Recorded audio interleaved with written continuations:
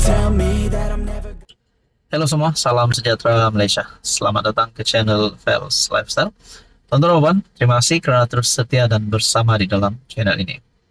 Masih lagi ramai yang bercakap tentang isu Muhyiddin Yassin. Susulan ucapan beliau pada PRK Dun Nenggiri baru-baru ini yang telah mengakibatkan ramai pihak membuat laporan polis. Serangan demi serangan diterima oleh Muhyiddin Yassin melalui laman media Facebook, di platform X, di YouTube. Anda boleh lihat melalui channel ini sahaja. Ada juga yang memberikan komen yang mahu Muhyiddin Yassin ditangkap.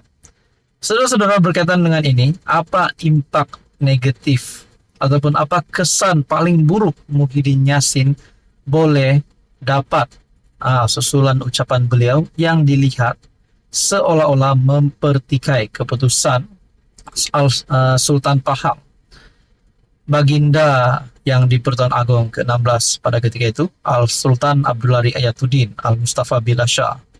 Apa kesan terburuk yang boleh diterima Muhyiddin?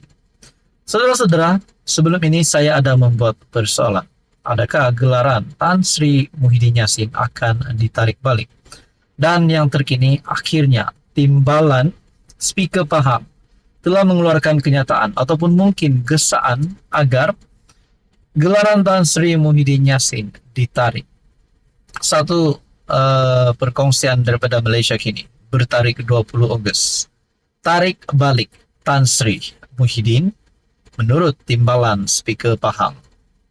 Timbalan Speaker Pahang Lee Chin Chen menggesa agar gelaran Tan Sri yang diberikan kepada bekas Perdana Menteri Muhyiddin Yassin ditarik balik.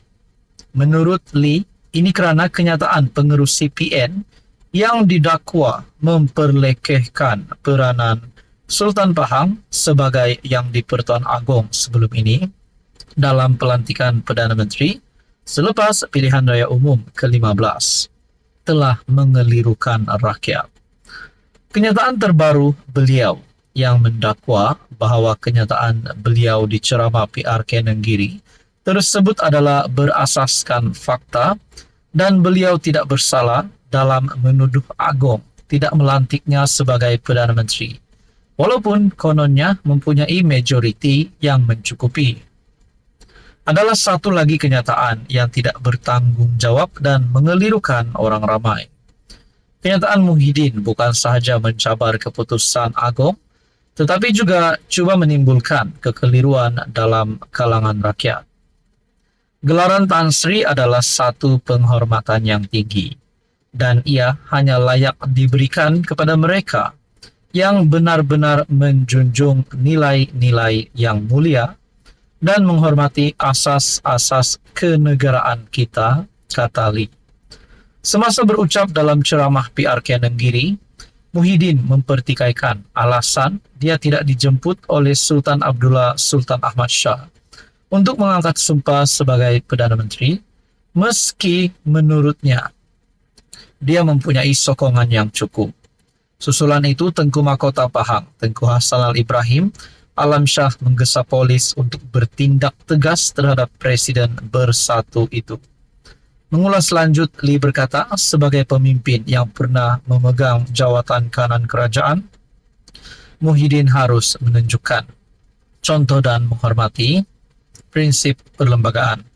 Malangnya, beliau memilih untuk menyebarkan maklumat yang salah dan mengelirukan, sekaligus membuktikan bahawa beliau tidak layak memegang gelaran tertinggi negara.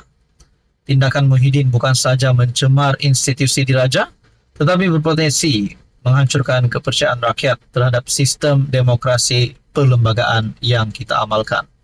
Saya menggesa agar gelaran Tan Sri beliau ditarik balik sebagai satu tindakan tegas untuk mempertahankan maruah dan kedaulatan negara kita, kata Lee. Muhyiddin dikurniakan gelaran Tan Sri pada 1988 oleh yang di Pertuan Agong. Ketika itu, almarhum Sultan Johor Sultan Iskandar Sultan Ismail. Tuan-tuan berkaitan dengan ini, apa komen Anda? Halo semua, salam sejahtera Malaysia, tuan-tuan dan puan-puan yang amat dihormati. setelah apa yang berlaku kepada Muhyiddin Yassin. Ada yang kata habislah Muhyiddin Yassin, habislah pengurus CPN, habislah Presiden Bersatu. Ada yang kata beliau berisiko untuk hilang gelaran Tan Sri, hilang jawatan pengurus CPN, hilang jawatan Presiden Bersatu, dan yang paling menakutkan, beliau berisiko untuk hilang sokongan dan pengundi. Tuan-tuan dan puan, sebelum ini nama Muhyiddin Yassin disebut-sebut karena dilihat mempertikaikan keputusan yang di Pertuan Agong ke-16 berkaitan dengan pelantikan Perdana Menteri. Ada yang kata mungkin Muhyiddin dah tak ada modal, dah habis akal nak jatuhkan kerajaan, nak kalahkan calon BN pada PRK Dunenggiri dan mengeluarkan ucapan sedemikian sehingga beliau menerima banyak serangan dan beliau sah akan disiasat oleh polis berkaitan dengan isu 3R. Saudara-saudara, kalau benar Muhyiddin memang dah cukup jumlah pada ketika itu, persoalan yang pertama, berapakah jumlah sokongan yang beliau telah terima? Dan kenapa bukan beliau yang mengangkat sumpah sebagai Perdana Menteri pada ketika itu kalau beliau memang benar-benar dah cukup jumlah? Itu yang menjadi persoalannya. Saudara-saudara, akhirnya Anwar Ibrahim yang mengangkat sumpah sebagai Perdana Menteri ke-10. Maknanya Anwar Ibrahim lah yang telah mendapat sokongan yang cukup. Akhirnya salah satu pemimpin kanan ataupun ahli politik kanan Sabah yang membuat satu ramalan. Muhyiddin takkan berani dedah nama 115 MP, kata Saleh Said Keruak. Seorang ahli politik kanan Sabah meramalkan Muhyiddin Yassin tidak akan menyahut cabaran sesiapa untuk mendedahkan siapa 115 ahli parlimen yang didakwa berada di belakangnya untuk menjadi Perdana Menteri pada 2022 lalu.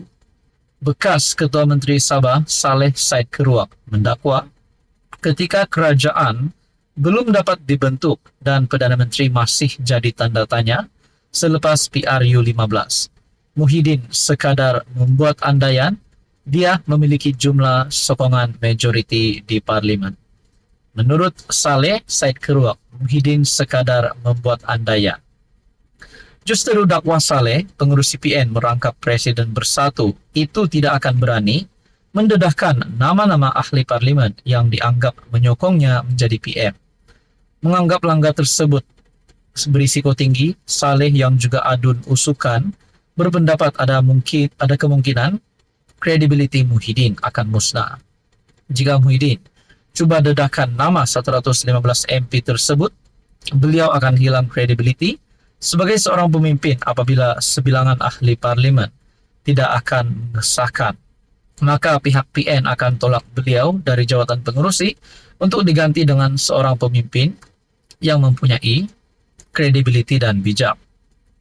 Tuan-tuan dan puan yang amat dihormati, kalau benarlah memang ada 115 MP pada ketika itu, kenapa bukan Muhyiddin hari ini yang jadi Perdana Menteri?